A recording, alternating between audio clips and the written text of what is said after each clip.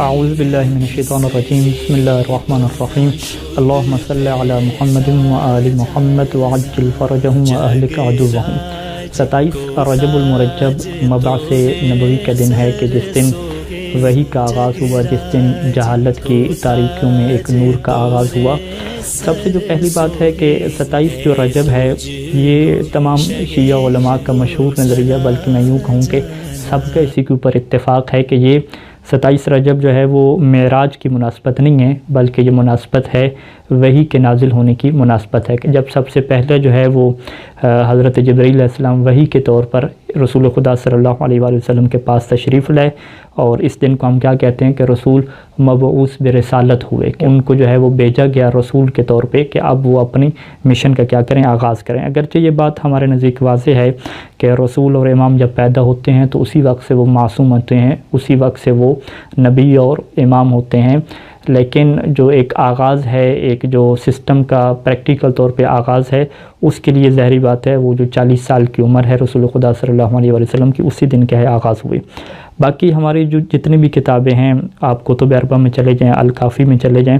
وہاں پر یہ واضح روایات موجود ہیں کہ جو 27 رجب ہے یہ وہ پہلا دن ہے کہ جس دن جو ہے وہ رسول خدا صلی اللہ علیہ وآلہ وسلم کی پر وحی کا آغاز ہوا۔ الکافی کی 2 روایات میں آپ کے سامنے پیش کروں گا۔ ایک مرحوم کلینی نے جو ہے وہ اپنی سند سے امام صادق علیہ السلام سے روایت کی ہے کہ جس میں امام علیہ السلام نے فرمایا کہ یوم 27 من رجب نبئ فیہ رسول اللہ، کہ 27 رجب وہ دن ہے جس دن جو ہے وہ اللہ کے رسول کے اوپر جو ہے وہ نبوت نازل کی گئی، ان کو پیغام بیچا گیا۔ اور اسی طریقے سے شیخ کلینی علیہ الرحمہ نے اپنی سند کے ساتھ امام کاظم علیہ السلام سے بھی یہ روایت نقل کی ہے کہ جس میں امام کاظم علیہ السلام یہ فرماتے ہیں کہ بعث اللہ عز وجل محمدا رحمۃ للعالمین فی 27 من رجب، کہ 27 رجب کو جو ہے وہ اللہ نے اپنے جو ہے وہ حبیب جو محمد ہیں ان کو جو ہے وہ عالمین کے لیے رحمت بنا کر بھیجا۔ اسی طریقے سے شیخ صدوق علیہ الرحمہ نے من لا یعذر الفقیہ میں اور بہت سارے دیگر علماء نے بہت ساری روایات اہل بیت علیہ السلام سے نقل کی ہیں کہ جو 27 رجب ہے یہ جو دن ہے وہ وحی کے آغاز کے دن ہے، یہ جو دن ہے وہ رسول خدا صلی اللہ علیہ وآلہ وسلم کی بعثت کا آغاز ہو رہا ہے، وہ مبعوث برسالت ہو رہے ہیں، یہ وہ دن ہے۔ اب یہاں پہ جو ایک اور نظریہ آیا جاتا ہے اہل سنت کے ہاں کہ قرآن کا جو آغاز ہے وہ 27 رجب کو نہیں ہوا بلکہ وہ ماہ رمضان میں ہوا، اور اس کے لیے سورہ قدر جو ہے وہ قرآن مجید کی آیت پیش کی جاتی ہے کہ انا انزلناہ فی لیلۃ القدر، کہ ہم نے قرآن کو جو ہے وہ لیلۃ القدر میں کیا ہے نازل کیا۔ تو مفسرین نے اس بارے میں مختلف جواب دیے ہیں کہ جس میں سے ایک مختصر جواب یہ ہے کہ یہ جو کہا جا رہا ہے کہ ہم نے قرآن کو لیلۃ القدر میں نازل کیا، حالانکہ قرآن جو ہے وہ 23 سال میں 23 ایئرز میں کیا ہے نازل ہوا، تو یہ وہ قرآن کا نزول دفعی ہے کہ ایک ہی دفعہ میں قلب مصطفیٰ پہ کیا ہے قرآن کو نازل کر دیا گیا۔ پھر اس کے بعد آیات جو ہیں وہ قرآن مجید کی مختلف ہیں کہ جس میں جو ہے وہ سورہ بنی اسرائیل کی 106 نمبر یہ آیت موجود ہے کہ وہ قرآن فرقناہ، اور قرآن کو ہم نے جدا جدا رکھا ہے لتقرأوا للناس، تاکہ آپ لوگوں کو جو ہے وہ یہ پڑھ کے سنائیں ٹھہر ٹھہر کے، وَنَزَّلْنَاهُ تَنزِيلًا، اور ہم نے اس کے بتدریج کیا نازل کی ہے۔ یعنی یہ آیت کہہ رہی ہے کہ قرآن کو ہم نے سٹیپ بائی سٹیپ تدریج کے ساتھ الگ الگ طور پہ نازل کیا ہے، اور سورہ جو قدر میں ہے وہ یہ کہہ رہی ہے کہ ہم نے قرآن کو ایک ہی دفعہ میں کیا ہے پورے کے پورے نازل کر دیا گیا۔ تو جو قرآن کا نزول دفعی ہے وہ ہو سکتا ہے کہ لیلۃ القدر میں ہو، وہ ماہ رمضان میں ہو، لیکن جو قرآن کا آغاز ہے کہ جس ترتیب سے رسول خدا کو کہا جاتا تھا کہ اب یہ والی آیت پڑھیں، اب یہ والی آیت نازل ہو رہی ہے، تو اس ترتیب کا جو آغاز ہے وہ 27 رجب کو کیا ہوا ہے، یہ وہ پہلا نقطہ تھا۔ دوسرا نقطہ کہ جب وحی کا آغاز ہوا اور یہ جو پہلی آیات نازل ہوئیں سورہ علق کی 5 جو آیات نازل ہوئیں، بسم اللہ الرحمن الرحیم اقرأ بسم ربک الذی خلق، اس آغاز کے بارے میں جو اہل سنت کے مصادر ہیں ان کی کتب ہیں، اس میں عجیب و غریب سی روایات پائی جاتی ہیں کہ جس کے اوپر رسول خدا صلی اللہ علیہ وآلہ وسلم کی شخصیت کے اوپر بھی اعتراض کیا بنتا ہے کہ وہ روایت یوں ہے کہ جب وہ فرشتہ جو ہے وہ وحی لے کر نازل ہوا تو اس نے جو ہے وہ کہا کہ اے محمد جو ہے وہ تم پڑھو، تو آگے سے پیغمبر اسلام نے کہا کہ میں تو نہیں پڑھ سکتا، میں تو پڑھا ہوا ہی نہیں ہوں۔ تو پھر کہتے ہیں کہ فرشتے نے جو ہے وہ پیغمبر اسلام کو پکڑا اور اتنا زیادہ ان کو دبایا کہ جو ان کی قوت برداشت سے بھی کیا باہر تھا۔ اسی طرح 3 دفعہ جو ہے وہ رسول خدا کو کہتا رہا کہ پڑھو، اور رسول خدا کہتے رہے کہ میں تو پڑھا ہوا بھی نہیں ہوں، اور وہ فرشتہ کیا انہیں تکلیف دیتا رہا، اذیت دیتا رہا۔ اور پھر جو ہے وہ اللہ کے رسول رضتے ہوئے کانپتے ہوئے جناب خدیجہ کے پاس تشریف لائے، اور جناب ختیجہ نے جو ہے وہ ان کو حوصلہ افزائی دی ان کے، اور پھر جو ہے وہ اپنے چچا زاد بھائی جو ورقہ بن نوفل ہے ان کے پاس حضرت ختیجہ ان کو لے گئیں، اور تو ورقہ بن نوفل نے انہیں جا کے خبر دی کہ یہ جو ہے نا جو آپ کو اس طرح کہا جا رہا ہے کہ پڑھو، تو یہ وہ نبوت ہے، اور یہ جو فرشتہ جو نازل ہو رہا ہے یہ حضرت جبرائیل ہوں گے اور وہ وہی لے کر کے آئے ہوں گے۔ تو یعنی ایک تعجب کی بات ہے کہ اللہ ایک ایسے شخص کو جو ہے وہ رسول بنا کے بھیج رہا ہے کہ جسے پتہ ہی نہیں چل رہا کہ میرے ساتھ کیا ہو رہا ہے، اور ان کے جو چچا زاد بھائی ہیں حضرت ختیجہ کے جو چچا زاد بھائی ہیں ورقہ بن نوفل وہ جا کے انہیں سمجھا رہے ہیں، حضرت ختیجہ انہیں بتا رہی ہیں۔ تو بہرحال اس چیز کی ہمارے روایات اہل بیت علیہ السلام میں کیا نفی کی گئی ہے۔ ہمارے پاس جو روایات ہیں جیسے کہ تفسیر قمی میں یہ روایت ہے کہ جب حضرت جبرائیل آئے اور انہوں نے کہا کہ یا محمد اقرا، کہ اے محمد پڑھیں،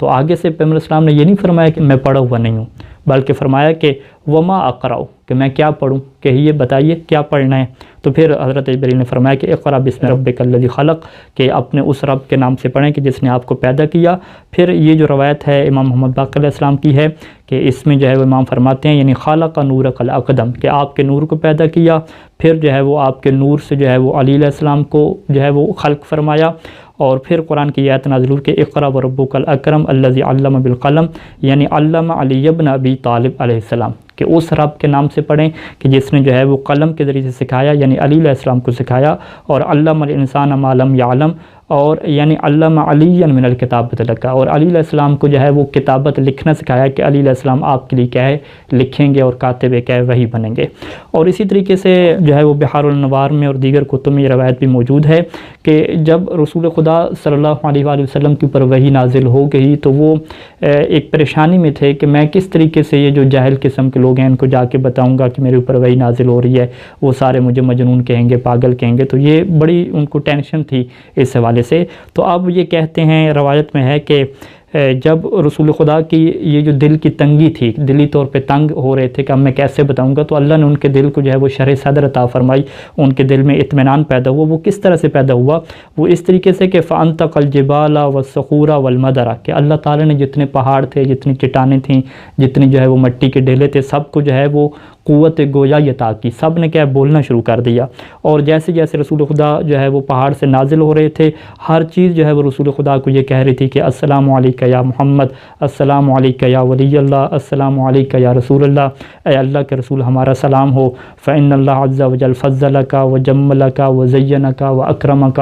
سارے مبارکبادیں دے رہے تھے کہ اے اللہ کے رسول آپ کو مبارک ہو، اللہ نے آپ کو فضیلت دی، اللہ نے آپ کو زینت دی، جمال بخشا۔ اور ایک کہہ لمبی روایت ہے، یعنی پیغمبر اسلام صلی اللہ علیہ وسلم بڑے مطمئن طریقے سے جو ہے وہ نازل ہوئے ہیں، اور بہت زیادہ جتنی بھی کائنات کی مخلوقات تھیں سب ان کو جو ہے وہ ہدیہ تبریک پیش کر رہی تھی، مبارکباد پیش کر رہی تھی کہ آپ اعلان کر دیں، اور کسی قسم کی جو ہے وہ ٹینشن کی بات، کسی قسم کی گھبرانے کی بات کیا ہے نہیں ہے۔ یعنی ایسا نہیں ہے کہ رسول خدا ٹینشن میں اور پھر ورقہ بن نوفل اور جناب ختیجہ نے انہیں حوصلہ افزائی کی اور بتایا ہو کہ یہ جو ہے وہ وحی ہوگی، یہ نبی ہوگا، ایسی کوئی بات کیا ہے ہماری روایات اہل بیت علیہ السلام میں کیا نہیں ہے۔ آخری نقطہ کہ قرآن مجید کی آیت ہے کہ هو الذی ارسل رسولہ بالہدی ودین الحق لیظہرہ علی الدین کلہ، یہ جو آیت ہے 3 مرتبہ کیا قرآن میں بالکل اسی سیم ٹیکسٹ کے ساتھ کیا تکرار ہوئی ہے کہ وہ ذات کہ جس نے اپنے رسول کو ہدایت کے ساتھ بھیجا اور حق کا دین بھیجا، کیوں؟ لیظہرہ علی الدین کلہ، تاکہ جو اللہ ہے وہ اپنے اس دین کو تمام دینوں کے اوپر کیا کر دے، ظاہر کر دے، یعنی جو دین اسلام ہے، دین حق ہے، وہ تمام دینوں کے اوپر کیا آ جائے، غالب آ جائے، اسی کی کیا ہے حکومت ہو۔ اب یہاں پہ جو بنیادی سوال پیدا ہوتا ہے کہ کیا ایسا ہوا ہے، کیا پیغمبر اسلام کے زمانے میں ایسا ہوا تھا کہ دین اسلام تمام دنیا کے ادیان پہ غالب آ جائے؟ کیا اب ایسا ہے؟ مسلمانوں کی تعداد کتنی ہے؟ تو سب کہیں گے کہ یقیناً ابھی تک ایسا نہیں ہوا۔ جب ابھی تک ایسا نہیں ہوا تو اب قرآن مجید کیا ہے تو کہہ رہی ہے کہ ہم نے جو رسول کو بھیجا، ہمارا مقصد ہی کیا ہے کہ دین کو تمام ادیان پہ غالب کرنا ہے، دین اسلام چھا جائے گا، ہر جگہ پہ دین اسلام ہوگا۔ تو یہ پھر کیسے ہوگا؟ یقیناً یہ تبھی ہوگا کہ جب مہدی دوران قائم آل محمد علیہ الصلاۃ عجل اللہ فرجہ تعالی شریف اس دنیا میں تشریف لائیں گے اور وہ مبعوث ہوں گے اور وہ اپنا اعلان کریں گے، تو اس وقت جو ہے وہ جو بعثت کا مقصد ہے کہ دین اسلام کو تمام ادیان پہ غالب کرنا، وہی مقصد کیا اس وقت پورا ہوگا۔ خداوند کریم سے دعا ہے کہ خدا ہمارے 12ویں آقا کے ظہور میں جلد از جلد تعجیل فرمائے تاکہ جو بعثت نبوی کا مقصد ہے وہ بعثت امام زمانہ سے پورا ہو سکے۔ والسلام علیکم ورحمۃ اللہ وبرکاتہ۔